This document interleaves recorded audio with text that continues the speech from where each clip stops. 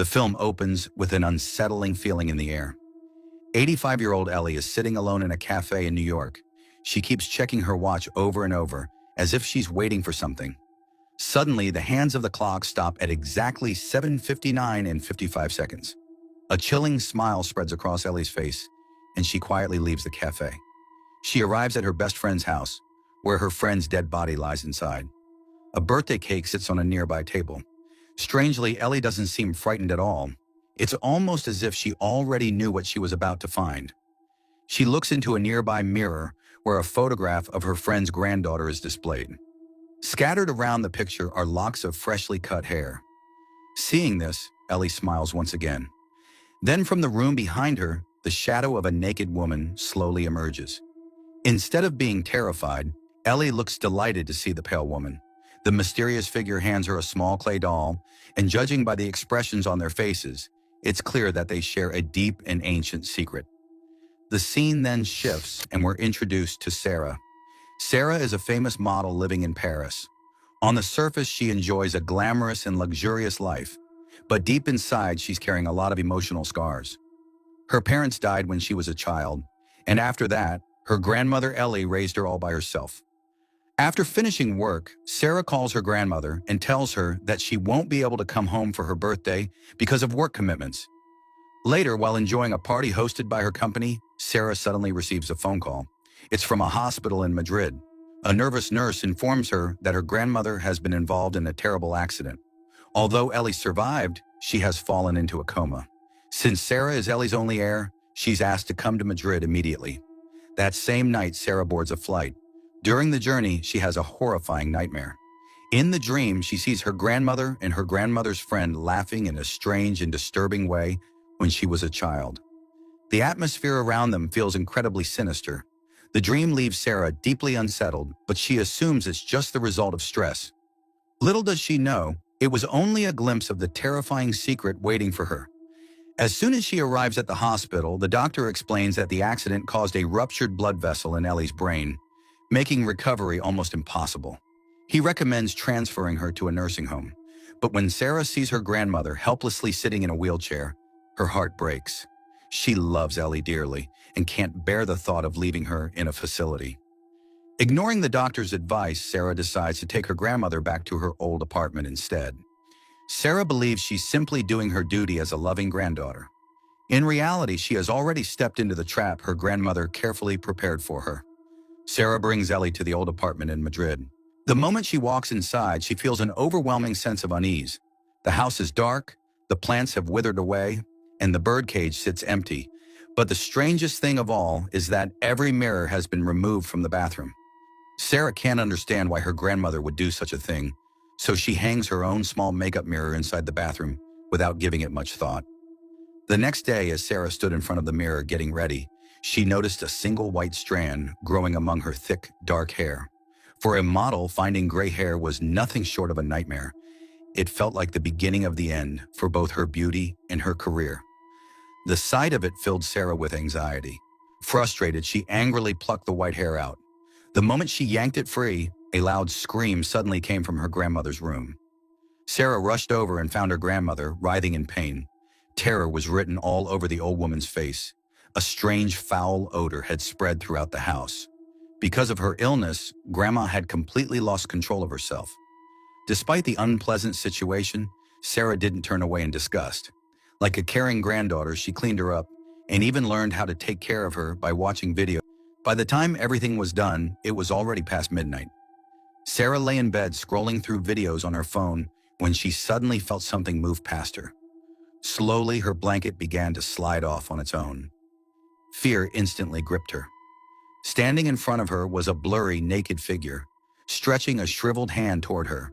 Sarah jolted awake with a gasp. Thankfully, it had only been a nightmare. But then her eyes drifted toward the bedroom door. It was slightly open, even though she was sure she had closed it before going to sleep. The next morning, while feeding breakfast to her grandmother, Sarah noticed the old woman suddenly burst into strange laughter while watching TV. Thinking the noise might be bothering her, Sarah turned the television off.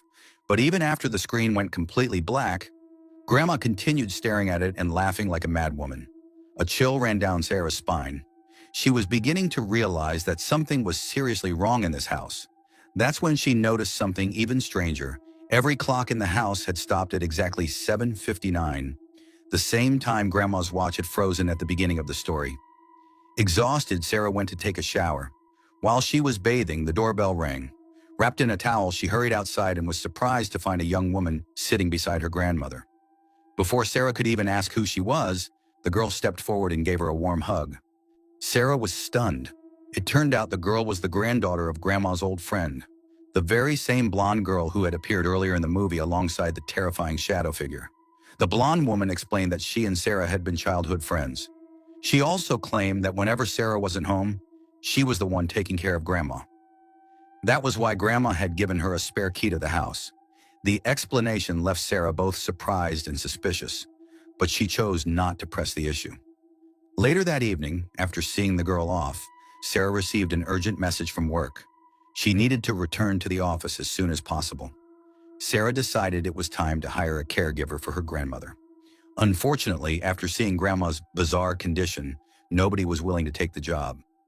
After a lot of effort, she finally managed to convince one person to come for an interview 2 days later. That evening, Sarah was sitting on the couch when she heard faint whispering coming from her grandmother's room.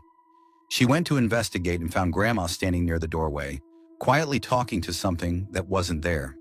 "Grandma, who are you talking to?" Sarah asked. But Grandma didn't answer. As Sarah approached the door, the lights suddenly went out. In the darkness, she froze in fear. But the moment the lights came back on, her grandmother was gone. Sarah rushed to the bed, only to find her grandmother lying there peacefully as if nothing had happened. Relieved, Sarah let out a deep breath and stepped out of the room. But as soon as she reached the hallway, the bedroom door slowly creaked open on its own behind her. Sarah went back inside and saw her grandmother trembling violently in bed. She assumed her grandmother needed help again, so she carefully moved closer.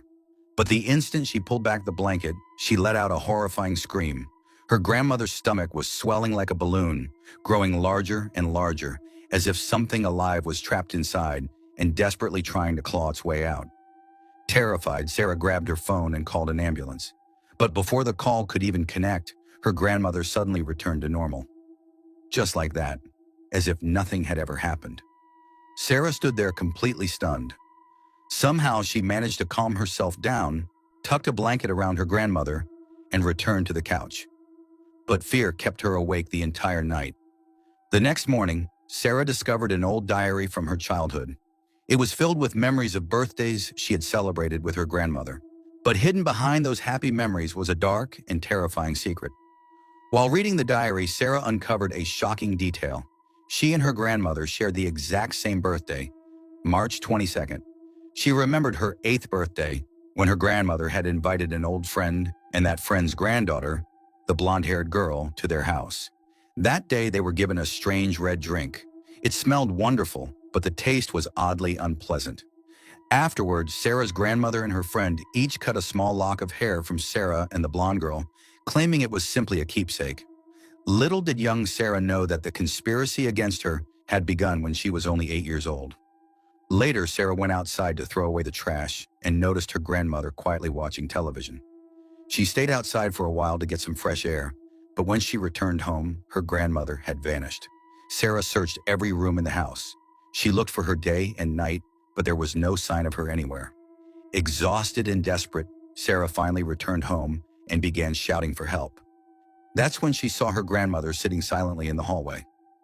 Sarah repeatedly asked where she had gone, but her grandmother refused to answer. At dinner, her grandmother once again started laughing in that same terrifying voice. Sarah was already terrified, and now her patience was wearing thin. That night, when she went to bed, one strange event after another began to unfold. Suddenly, 2 bright flashes of light, like a camera flashes, struck her hand. Sarah looked down and her heart nearly stopped. Her young hand had become dry, wrinkled, and old. Her teeth began falling out. Her black hair turned completely white in a matter of seconds. Overwhelmed with terror, Sarah collapsed onto the floor. And then, near the doorway, she saw the shadow of that same blonde-haired girl. Suddenly, Sarah's eyes snapped open. Thank God, it had only been another nightmare. But the moment she looked around, a terrified scream escaped her lips. She wasn't sleeping in her own bed. She was lying in her grandmother's bed. The sight completely shattered Sarah. She began screaming hysterically and rushed toward her grandmother's room, trembling with fear. When she stepped inside, she found her grandmother peacefully asleep, clutching a strange stuffed toy in her hands. By now, Sarah had reached her breaking point. She wanted to get out of this house as fast as possible. Immediately, she started searching for flights to Paris. Just then, the doorbell rang. The caregiver Sarah had hired had finally arrived. As soon as the caregiver entered the house, she noticed Sarah's grandmother sitting beside an empty birdcage, quietly mumbling to herself. The caregiver gently tried to start a conversation, but the old woman remained completely motionless, like a statue. Sarah felt a sense of relief. At least now someone could look after her grandmother, and she would finally be able to return to Paris and save her career. She was about to step outside for some fresh air when she noticed her grandmother standing by the window, making strange gestures into the air. The moment Sarah looked down from the window, her blood ran cold. She rushed downstairs and discovered that the very caregiver who had just left the house had been involved in a horrific car accident. When Sarah looked back up at the window, her grandmother was staring directly at her, as if silently saying, "You're never leaving me." Sarah was completely devastated. Remembering what the doctor had said, she decided to place her grandmother in a nursing home. After leaving her there, she thought everything would finally be okay. Back at home, Sarah was cooking dinner while talking to her boss on the phone, explaining that she would soon be returning to Paris. But the moment she cracked eggs into a frying pan, a piercing scream echoed from the television. Breaking news flashed across the screen. A massive fire had engulfed the nursing home where she had left her grandmother. According to the report, no one inside had survived. Everyone had burned to death. Sarah was crushed with grief and guilt. Convinced that her decision had caused her grandmother's death, she even considered donating money to the nursing home. As Sarah packed her belongings and prepared to leave, a horrifying realization struck her. No matter where she went in the world, she could never escape her grandmother. She finally understood that none of this was a coincidence. It was a curse that had been tied to her the moment she was born. By now, Sarah's heart had turned cold. She stopped caring for her grandmother with love and instead began force-feeding her, shoving huge amounts of food into her mouth. Her grandmother started choking and desperately struggling for air, but Sarah seemed possessed by rage. She walked out of the room, hid behind the door, and broke down in tears. When she finally returned, her grandmother was dead. Just then, Sarah's phone rang. It was her birthday, and her grandmother's birthday too. Sarah called the hospital and informed them that her grandmother had passed away. But then her eyes fell on that old photograph she had seen earlier. Before, the picture showed her grandmother standing beside the blonde-haired girl. Now, as if by some dark magic, her grandmother had vanished from the photo, and Sarah herself was standing there instead. Sarah's mind was spinning when the phone suddenly rang again. "Hello, who is this?" she asked nervously. A voice answered from the other end. "I'm Ellie. I'm Susanna." At that exact moment, every light in the house went out.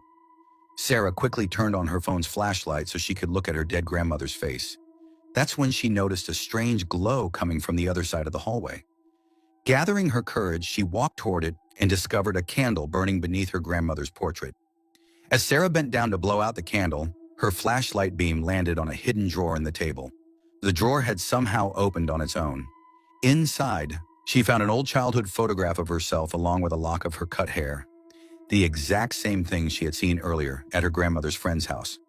And then it all clicked. Sarah finally understood the entire game.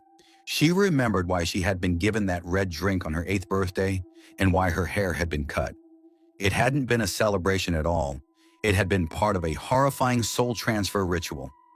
Now Sarah realized that the lock of hair, her grandmother's accident, and even the reason she had been called back home weren't coincidences. Every single event had been part of her grandmother's carefully planned scheme. When Sarah stepped out of the room, her grandmother was gone. She searched for her and headed toward the bathroom. But suddenly the door slammed shut and the ceiling began to crack apart. Sarah barely managed to escape. But by then she knew one thing for certain. Her grandmother was never going to let her leave alive. Suddenly Sarah collapsed to the floor. She could hear a doctor's voice somewhere in the distance. But no matter how hard she tried, she couldn't respond. Then her dead grandmother slowly approached her and began making strange gestures in the air. She leaned closer and blew a ghostly, smoke-like breath into Sarah's mouth. The moment Sarah inhaled it, her breathing stopped. And then, as the lights came back on, a miracle, or perhaps a nightmare, occurred. Sarah's lifeless body suddenly stood up. But the soul inside it was no longer Sarah's. It was her grandmother. The empty vessel had finally been filled. Now trapped inside her grandmother's old body, Sarah sat helplessly beside her. Moments later, the blonde-haired girl entered the room and stared at Sarah's new body the same way the grandmother had stared at her at the beginning of the film. The truth was finally revealed. The grandmother had faked both her death and the accident for one reason only: to make Sarah feel guilty enough to return home. Coming back home had been the final step of the ritual, and the key to the entire ceremony had been hidden in Sarah's birthday, because only on that specific day could the terrifying, soul-swapping ritual be completed. With this, the story ends here. Let me know your thoughts in the comments section. Also subscribe to this channel for more stories like this.